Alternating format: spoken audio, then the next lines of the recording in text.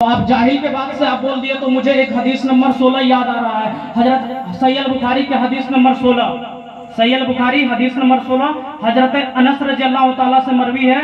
अल्लाह के नबी सल्लल्लाहु ताला अलैहि वसल्लम से पूछा गया किस मोमिन को देखा जाए कि उसके अंदर ईमान झलक रहा है, कैसे देख के पता किया जाए कि किसी मोमिन के अंदर ईमान झलक रहा है। तो हमारे नबी करीम सल्लल्लाहु ताला अलैहि वसल्लम ने 3 पॉइंट रखा। और पॉइंट क्या था कि 1 नंबर पे आपको अल्लाह और रसूल के सिवा किसी को नहीं आप प्यार कर सकते, उतना आप किसी का दर्जा नहीं देख सकते। दूसरा, कोई दूसरे मुसलमान को या दूसरे मोमिन को या दूसरे इंसान को देख के इस नजर से देखे कि मतलब मोहब्बत की नजर से देखे, मतलब देख के उसके चेहरे पे खुशी आनी चाहिए। किसी को देखे तो मोहब्बत के नजर से देखे। और तीसरी बात यहाँ पे इन्होंने फरमाया कि मतलब वो जाहिल था, तो आका मदनी करीम सल्लल्लाहु ताला अलैहि वसल्लम ने हदीस में नक्शा खींचा है, वहां पे लिखा एथिस्ट लिखा है। आप इंग्लिश पढ़े होंगे तो एथिस्ट का मतलब होता है जो इस्लाम से खारिज हो जाए, मतलब इस्लाम को छोड़ दे। जो इस इंसान इस्लाम को छोड़ने से डरता है वो भी ईमान वाला कहलाता है। ऐसा नहीं है कि जो जितने आज कल हम सुन रहे हैं कि लोग ऐसे बोल देते हैं, लोग ऐसे बोल देते हैं। हमारे नबी करीम सल्लल्लाहु ताला अलैहि वसल्लम की हदीस की किताबें उठा के देखेंगे तो सारी चीजें मिल जाएंगे, गोया कि हम देखते नहीं हैं। तो इस्लाम से उसने खारिज हो गया, उसने इस्लाम के बारे में अराब शराब बोलता है। हमारे उलमाए कराम उसके सामने डिबेट भी करते हैं, लेकिन सोशल मीडिया पे भी आता है, कुछ अराब शराब बोलता है। जैसे कि पाकिस्तान का ले ले तो वहाँ का एडम सिक्कर है। एडम सिक्कर नाम का एक नॉन मुस्लिम हो, इस्लाम आके सीधा सीधी डायरेक्ट पूछता है कि आप बताओ इस्लाम अगर अच्छा मजहब है तो इस्लाम मतलब क्यों तलवार के जोड़ पे कत्ल करने के लिए बोलता है?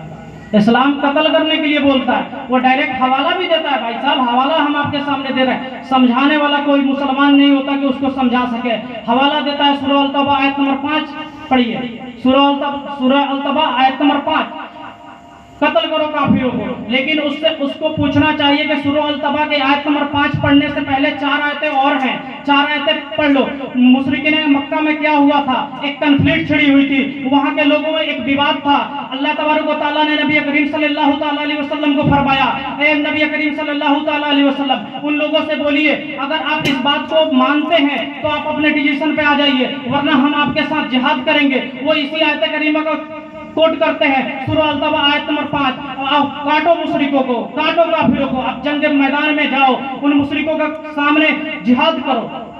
दूसरी जो आपके साथ मैं एक चीज बता देना चाहता हूँ, गैर मुस्लिम हजरात आज सोशल मीडिया पर बोलते हैं कि औरतों को इस्लाम में खेती बोला गया, औरतों को इस्लाम में खेती बोला गया। इसकी भी प्रूफ है, सूरह अल-बकरा आयत नंबर 223 में और बोला गया है औरतों को खेती बोला गया। मैं उनसे पूछना चाहता हूं, इससे पहले आप सूरह अल-बकरा आयत नंबर 222 पढ़ें। उसमें बोला गया है when your womens are in menses then not come with the physical, you can with your wife and don't be compete with her.